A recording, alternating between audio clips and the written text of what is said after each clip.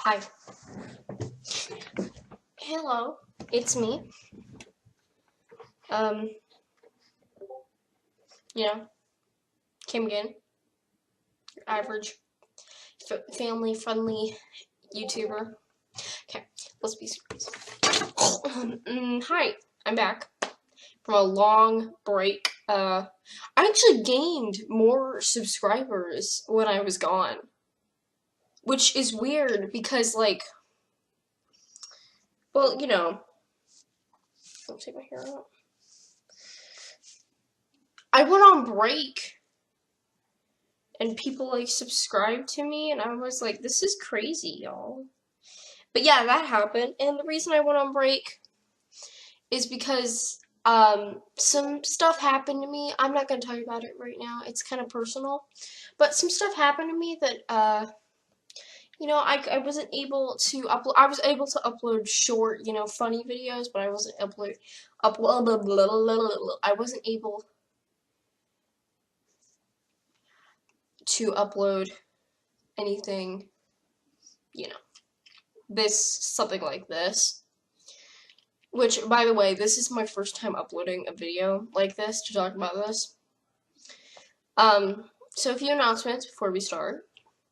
I got my old computer back, so that's good. That's good. I was using the one right here. See that? But my brother-in-law fixed this, so thank you. And another announcement, if you're watching this video and you are like 8, I suggest you click off now, because I'm going to be talking about some very serious stuff. Hey. So, now we can start. This video I'm very excited for because I wanted to talk about something like this for a very, very long time. I'm not exactly sure why. It's just been on my mind for a while. I just need to get it off my chest. So today we're going to be talking about something that's very, very controversial, which is ghosts. Demons, spirits, all that fun jazz. This isn't something I would necessarily joke about, even though I do, more than I probably should, because a lot of people don't believe in this kind of stuff, and that's fine, totally, that's okay. I understand that it's really hard to believe that there's someone there that we can't see, but they can see and hear and feel everything that we can feel. But we can feel and hear, and we can see too. Sometimes there's a chance that we can see something that's, happening. So, I'm here to talk about ghosts, and my opinion on ghosts is it's pretty big. So, I'm just going to explain to you what I feel about, spirits and everything, because it's not really something that I would talk openly about, because a lot of people would be like, none of this crap is real, none of it's true, everyone just lies and makes all this stuff up so they can get views and money, and some people do that, and I never understood the point, like the 3 a.m. challenges, the 3 a.m. mark,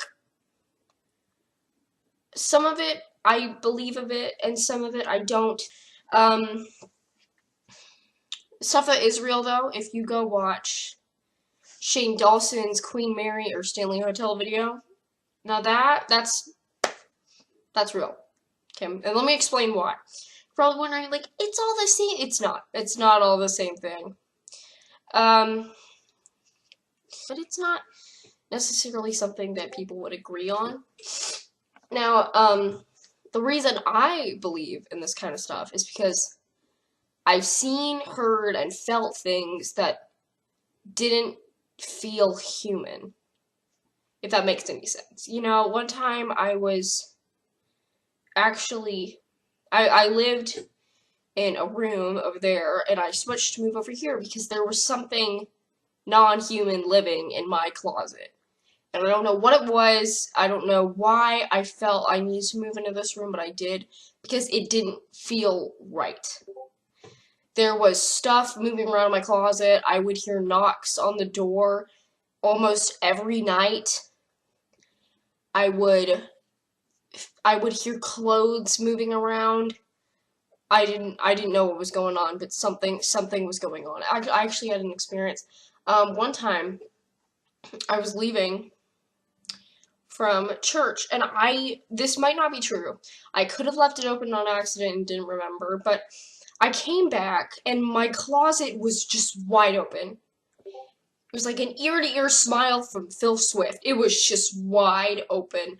And I freaked out. I didn't remember if I had closed it or not, but I was pretty sure that I didn't.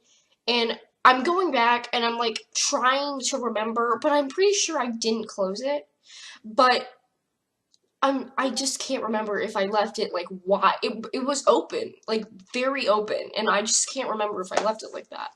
But yeah, I would hear stuff move around all the time. But the thing is, it never scared me because I felt like it wasn't a bad, like it was a spirit but didn't want to hurt me.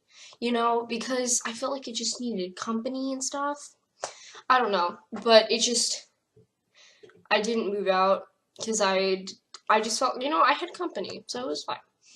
But anyways, so that's my experience. I haven't had any other experiences, although I have had family members that have had experiences with that kind of stuff.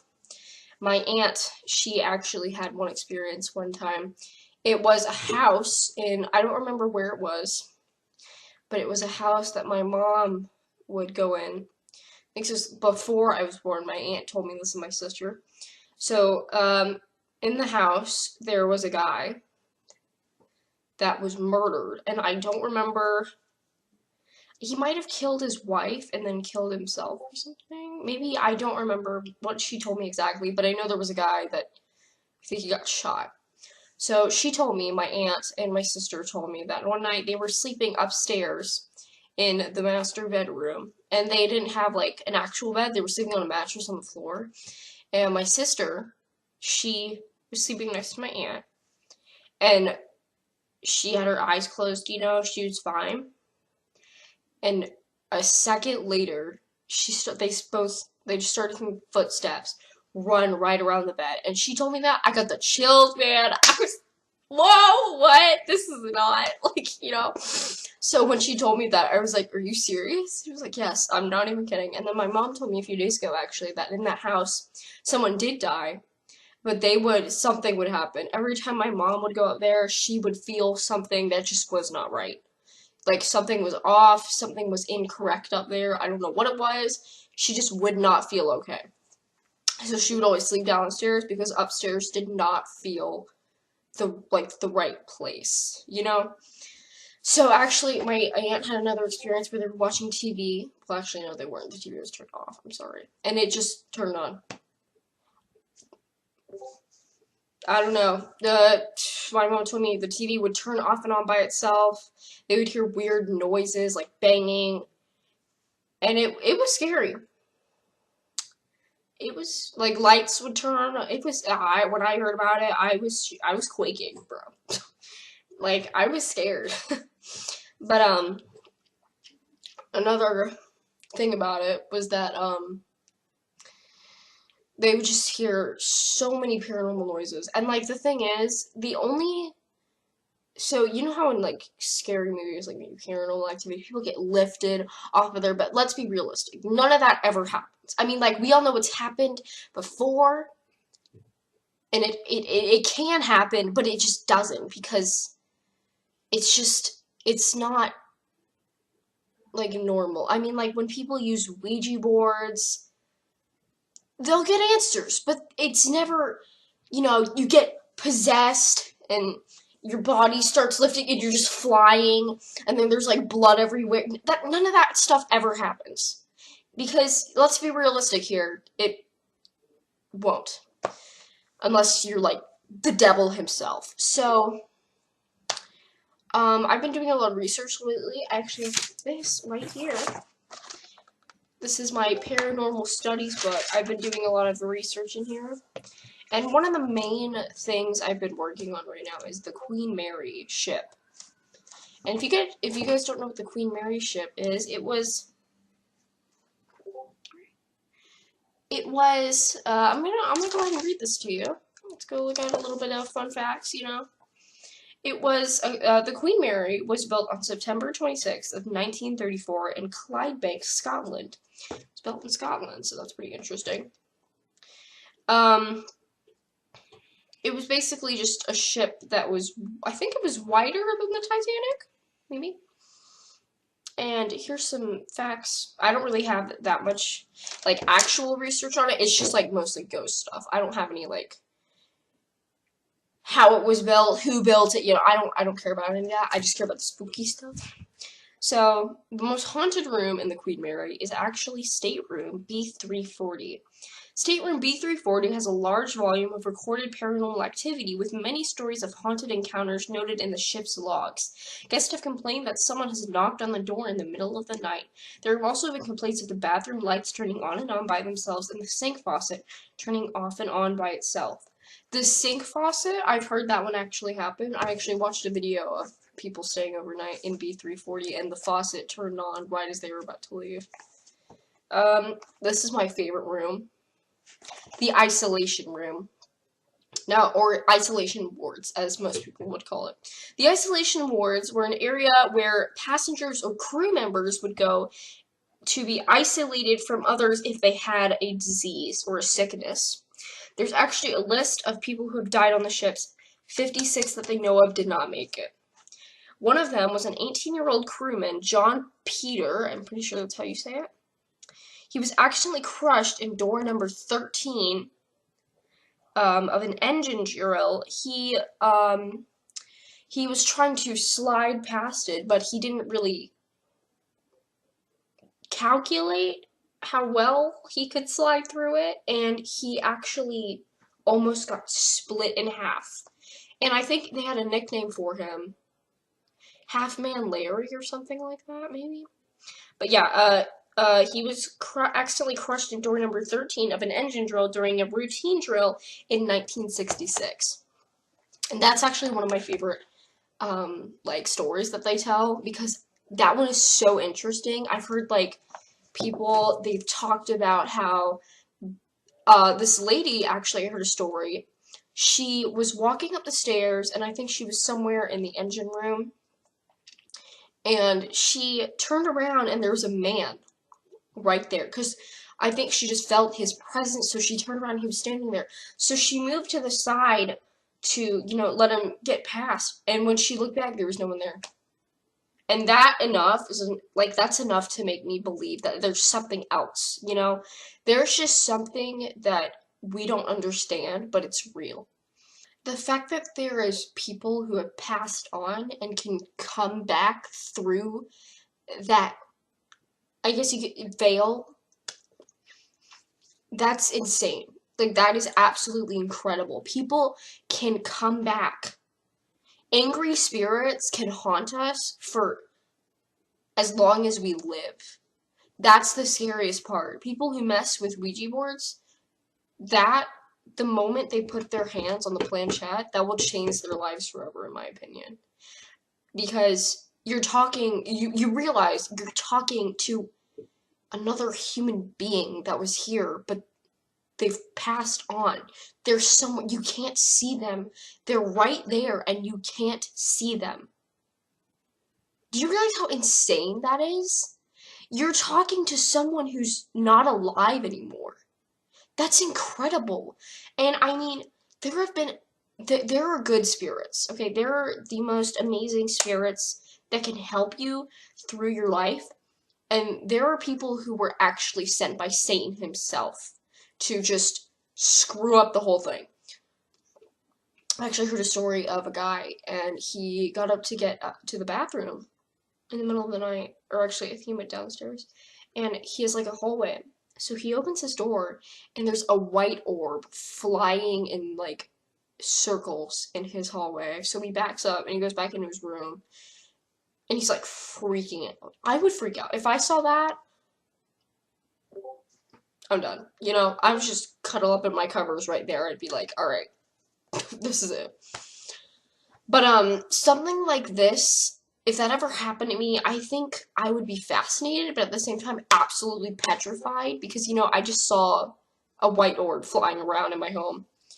But, something else, ghosts like that, like orbs, a lot of them are caught on either video or photos, which makes sense because technology is a great way to see what lies beyond.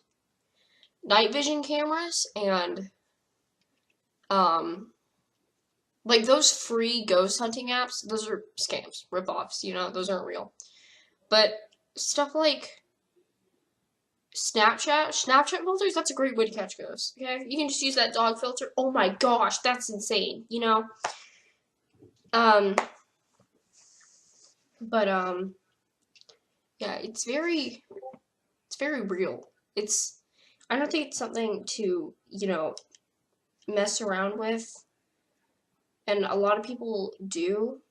But I mean, the reason I'm so interested in it is because all my life I've questioned whether if there is a real, if it's like real, if like we die and there's something else, unless, or if we die and it's just, that's it, there's nothing. It's just a black void, we can't feel anything else, it's just nothing. And that's why I'm so interested in it, to know if there's really something that lies beyond what we're doing right here. People that made the Ouija board, why would they make that if,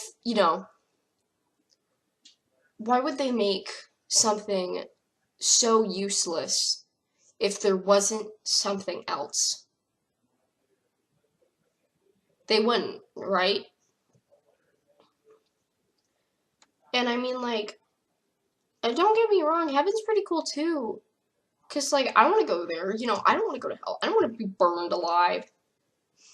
But it's just, it's scary to think about how much, like, there have been people who have, had all these experiences, and it's changed their life, not for the better, but for the worst. Like, people have, I don't know, I'm not for sure about the details, and everything, but people have really gone through a lot because of this stuff. And that's why, instead of doing it, I watch. I'm not really a, participant. I'm more of a watcher, spectator. I'm not really one to mess with the devil. I'm one to watch with the devil. Although when I do get older, I would like to try and use the Ouija board.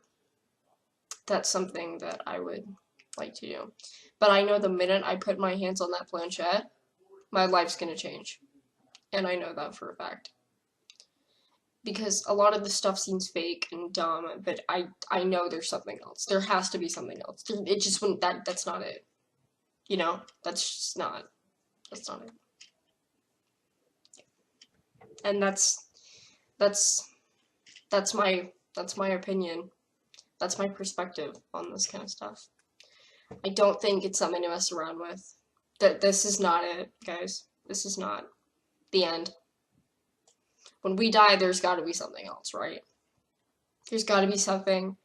It's not just going to be like a black void. There's got to be somewhere we're going to go.